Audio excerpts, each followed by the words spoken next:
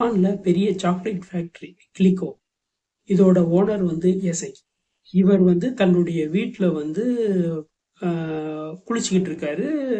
So அப்போ அவருடைய bathroom கதவை வந்து திறக்க வந்து முயற்சிக்கிறாங்க. அவர் ஒரு நிமிஷம் ஷாக்காகி அப்படியே பார்க்குறாரு. கதவை உடைச்சிட்டு 2 பேர் துப்பாக்கியோட உள்ள வர்றாங்க. அவர் நிர்வாணமா கார்ல கடத்திட்டு போறாங்க. ஸோ அடுத்த நாள் காலையில அந்த சாக்லேட் ஃபேக்டரிக்கு வந்து ஒரு லிட்டர்ல வந்து 70 கோடி கேட்குறாங்க, 100 கிலோ தங்கம் கேட்குறாங்க. ஸோ இதை நாங்கள் சொல்ற இடத்துல கொடுத்துருங்க, அங்கே வந்து வச்சிருங்க அப்படின்ட்டு வந்து அந்த லெட்டரில் இருக்கு. ஸோ அங்கே இருக்க வந்து ஓனருக்கு அடுத்த ஸ்டேஜ் இருக்கவர் அந்த லெட்டர் படித்து பார்க்குறாரு. போலீஸ்க்கு போகலாமா வேண்டாமான்னு சொல்லி பல குழப்பம் இருக்கு. ஸோ ஒரு ஸ்டேஜில் வந்து என்னன்னா ஒரு தயக்கத்தோட வந்து அதுக்கான பண விஷயம் வந்து எல்லாம் ரெடி பண்ணுறாங்க.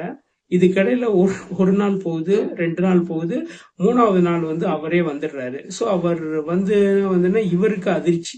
ப்ரெஸ் கான்ஃபரன்ஸ் எல்லாம் பேசுறாங்க. இவர் வந்து கடத்தப்பட்டிருக்காருன்ற விஷயம் வந்து அப்புறம் தான் எல்லாமே தெரியுது.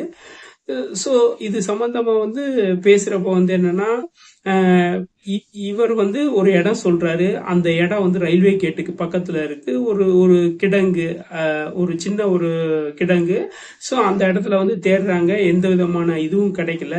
அவர் வந்து என்னன்னா அவர் அவங்க சாப்பாடு வாங்க போற டைம்ல வந்து இவர் வந்து கயிற்று இதெல்லாம் அவுத்துட்டு இவர் எஸ்கேப் ஆயிட்டேன் அப்படின்னு சொல்றாரு. அவங்கள வந்து என்னென்ன முகமுடி அணிஞ்சனால என்னால் சரியா வந்து சொல்ல முடியல, கண்டுபிடிக்க முடியல அப்படின்றாரு. ஸோ இது வந்து என்னன்னா இதுதான் இந்த இதுல வந்து ஆரம்பம். ஸோ அடுத்த வாரம் அதே ஃபேக்டரிக்கு வந்து ஒரு 3.5 கோடி கேட்டு வந்து லெட்ரு வருது. ஷாக் ஆகுறாங்க. நீங்க கொடுக்கலன்னா வந்து அந்த சாக்லேட் இதுல வந்து விஷத்தை கலந்துருவோம் அப்படின்னு சொல்றாங்க. இவர் அதிர்ச்சி ஆகிறாரு. எல்லா ஃபேக்டரி ஊழியர்களையும் கூட்டிட்டு வந்து அந்த ஃபேக்டரி மிஷின் கிட்ட வந்து இருக்க சொல்றாரு ஒரு பாதுகாப்புக்காக. ஏன்னா இதுல தானே கலக்க முடியும். ஸோ நம்மளுடைய தொழிலாளர்கள் யாரும் கலக்க மாட்டாங்க அப்படின்றது ஒரு நம்பிக்கையில வந்து எல்லாரும் இருக்கிறனால எதுவும் பிரச்சனை வராதுன்னு பாக்குறாரு. அதே டைம் வந்து அவருடைய வந்து மெயின் ஆபீஸ் வந்து எரிக்கப்படுது. மெயின் ஆபீஸ்ல இருக்கிற வந்து அந்த காரும் எரிக்கப்படுறது வந்து கடத்தப்பட்டது கூட பெரிய விஷயமா ஆகல. அவர் காசு கேட்டு வந்த லெட்டர் வந்து பெரிய விஷயமா பேசப்பட்டது. பில்டிங் எரிஞ்சது பிளஸ் கார் எரிஞ்சது வந்து பெரிய நியூஸ் ஆச்சு. சில விஷயங்கள் தன்னுடைய கம்பெனி பேர் வந்து மைனஸ் ஆயிருன்றதுக்காக சில விஷயங்களை வந்து அவர் மறைச்சாருன்னு பின்னாடி வந்து சொன்னாங்க. குற்றவாளிகள் நியூஸ் பேப்பருக்கு ஒரு லெட்டர் அனுப்புறாங்க அந்த குற்றவாளிகள். அடுத்து வந்து போலீஸ்க்கு வந்து ஒரு லெட்டர் போகுது. அந்த லெட்டர்ல என்ன சொல்றாங்கன்னா, நீங்க வந்து சரியா வேலை பார்த்தீங்கன்னா நாங்க இந்த நேரம் ஜெயிலில் இருந்திருப்போம். நீங்க சரியா வேலை பார்க்கல, நீங்க ஒழுங்கா வேலை பாருங்க, இல்ல உங்க மேலதிகாரியை கடத்தவா அப்படின்னு வந்து இருந்துச்சு. போலீஸ்க்கு வந்து பேசின பேச்சு எல்லாமே பார்த்தா ஓசகா, ஜப்பான்ல வந்து ஓசகான்ற பகுதியில இருந்து பேசுற மொழியா இருந்துச்சு. எப்படி வந்து இங்க வட்டார வழக்கு மாதிரி அங்க வந்து அவங்க பேசுறது வந்து இந்த ஓசகா பேசுற மாதிரி இருந்துச்சு. ஒரு டவுட்டாவே இருந்துச்சு அவங்களுக்கு. லெட்டர் கீழே வந்து த மான்ஸ்டர் வித் 21 ஃபேஸஸ் இருந்துச்சு. இது வந்து எப்படின்னா இங்க வந்து எப்படின்னா குழந்தைகளுக்கு வந்து நிலாவை காட்டி நம்ம சோறு ஊட்டுவோம், பேய் வருது, இது வருது, அது வருதுன்னு சொல்லுவோம். அதே மாதிரி அங்க ஜப்பான்ல வந்து இந்த கதைகளை சொல்லித்தான் வந்து குழந்தைகளை வந்து சாப்பாடு ஊட்டுவாங்க. ஸோ அதை தான் வந்து இதை வந்து அந்த குற்றவாளிகள் வந்து இதை தான் வந்து ஒரு மைய பேரா வந்து வச்சு இந்த பிரச்சனைய வந்து ஆரம்பிச்சாங்க. செப்டம்பர் மாசம் மாரினோகோன்னு சொல்லி இன்னொரு பெரிய சாக்லேட் கம்பெனிக்கு வந்து 3 கோடி கொட்டு லெட்டர் போகுது. அவங்க வந்து தெளிவா பிரஸ் கான்ஃபரன்ஸ் வச்சு ஒரு மயா பைசாவும் கொடுக்க முடியாது அப்படின்னு வந்து சொல்றாங்க. ஸோ அடுத்த நாள் வந்து பிரஸுக்கு வந்து நியூஸ் போகுது, சாக்லேட்ல வந்து விஷம் கலப்போம், அந்த விஷம் வந்து இதுல தான் கலந்துருக்குன்னு சாக்லேட்ல வந்து ஸ்டிக்கர் ஒட்டியிருப்போம் அப்படின்னு. ஸோ இதனால வந்து போலீஸ் இதுக்குன்னே வந்து நிறைய போலீஸ் படைகள் வந்து அனுப்பப்படுறாங்க.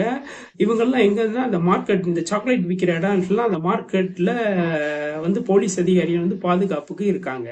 ஸோ இப்படிப்பட்ட நேரத்தில் ஒரே ஒரு சூப்பர் மார்க்கெட் கடையில் வந்து ஒரு குற்றவாளியுடைய ஃபேஸ் வந்து ஆகப்படுது. அதாவது 30 வருஷத்துக்கு முன்னாடியே அங்கே வந்து கேமரா இருந்துச்சு. அது ஒரே ஒரு கேமரா. ஸோ எல்லாத்தையும் பிடிக்கிற மாதிரி ஒரு கேமரா அங்கே இருந்துச்சு. அந்த இதில் வந்து என்னன்னா ஒரு குற்றவாளியுடைய ஃபேஸ் தூரத்துலேருந்து தெரியுது.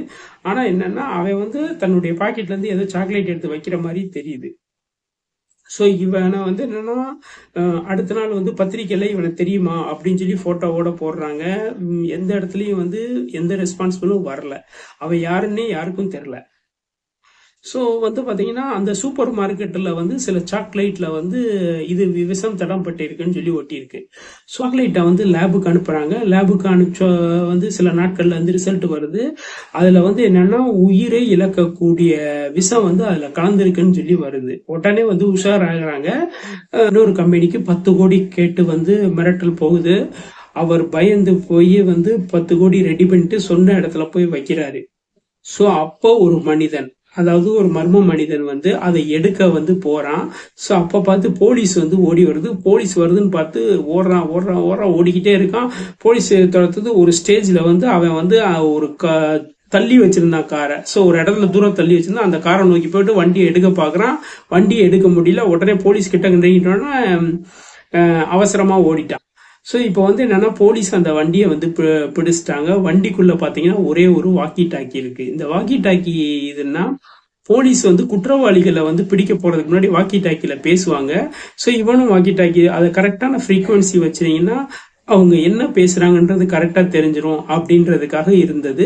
ஸோ இவங்க வந்து குற்றவாளியை வந்து பிடிக்க முடியல. ஆனா குற்றவாளியோட உருவம் வந்து ஓரளவு வந்து ஓடின போலீஸ்க்கு வந்து தெரியுது. உடனே வந்து ஆர்டிஸ்ட வர வச்சு ஓவியத்தை அந்த உருவத்தை வரைகிறாங்க.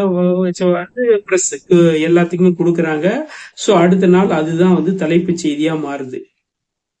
ஸோ இந்த உருவம் வந்து உங்களுக்கு தெரியுமா, ஃபோன் நம்பர் சொல்லி இருந்ததுன்னா அவங்களுக்கு வந்து என்னன்னா ஓசகால இருந்து ஒரு கால் வருது. இவன் தெரியும் அப்படின்னு சொல்லி, எங்க இருக்கான் அப்படின்னா ஓசகால இருக்கான் அப்படின்னு வருது. ஸோ நீங்க யாருன்னா நான் அவனோட அம்மா அப்படின்னு வருது. என்னடா இது சரின்னு சொல்லி இமிடியட்டா போறாங்க. அந்த குற்றவாளியை அரெஸ்ட் பண்றாங்க.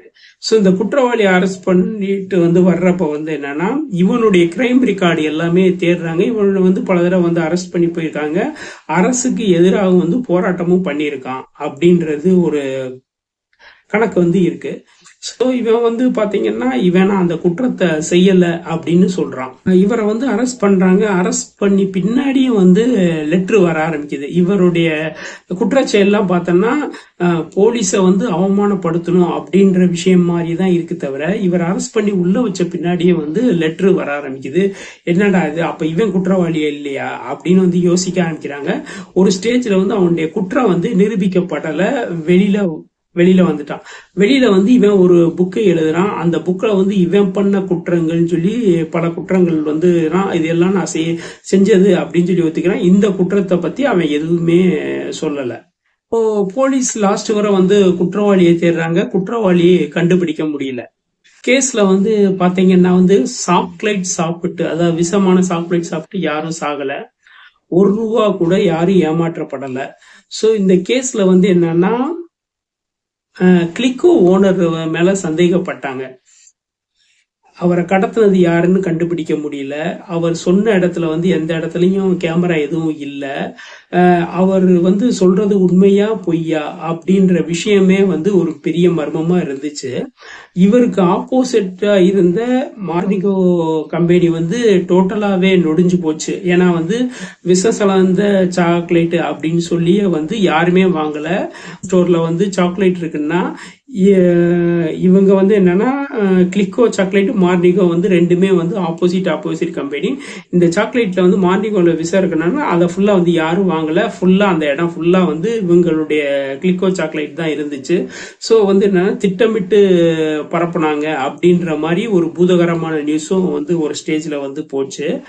ஆனா கடைசி வரை வந்து குற்றவாளியை கண்டுபிடிக்க முடியல. அப்புறமேல் வந்து மார்னிகோ வந்து கொஞ்சம் டெவலப் ஆகி பிற்காலத்துல வந்து வளர்ந்தாங்க. அது வேற விஷயம். ஸோ இந்த இதுல வந்து லாஸ்ட் வரை வந்து குற்றவாளியை கண்டுபிடிக்க முடியல. இதுல ஒரு விஷயம் என்னன்னா, இந்த மாண்டிகோ கம்பெனி 30 வருஷத்துக்கு முன்னாடி வந்து ஒரு பால் பவுடர் தயாரிக்கிற நிறுவனமா இருந்துச்சு. இவங்க பால் பவுடர் தயாரிச்சதுல வந்து ஹர்சானிக்னு சொல்லி ஒரு கெமிக்கல் வந்து இன்க்ரீஸ் ஆல வந்து 12,000 குழந்தைகள் வந்து பாதிக்கப்பட்டாங்க. கிட்டத்தட்ட ஒரு 138 குழந்தைகள் வந்து இறந்தாங்க. சோ இது ஒரு பெரிய பிரச்சனையாயிடுச்சு. 12,000 குழந்தைகளுக்கு தேவையான மருத்துவ உதவிகளும் இவங்க தான் செஞ்சாங்க. எல்லாத்துக்குமே மணி உதவிகள்லாம் பண்ணாங்க. இவங்க எவ்வளவுதான் பண்ணாலும் எங்கேயாவது ஒரு இடத்துல ஒரு பாதிப்பு ஏற்பட்டிருக்கும். சோ பின்னாடி ஒரு இந்த கம்பெனியை மூடணும்னே பிளான் பண்ணியும் செஞ்சிருக்கதா சில பேர் வந்து சொன்னாங்க. ஏன்னா 30 வருஷங்களுக்கு பிறகு அந்த பாதிக்கப்பட்டவங்க 30 வயசுல இப்படி சொல்லி அந்த மார்னிகோ கம்பெனியை வந்து டோட்டலாவே வந்து அழிச்சாங்க அப்படின்னு சொல்லப்படுது. பிற்காலங்கள்ல இந்த கம்பெனி வந்து வேறு விதமா வளர்ச்சி அடைஞ்சுன்னு சொல்லப்படுது.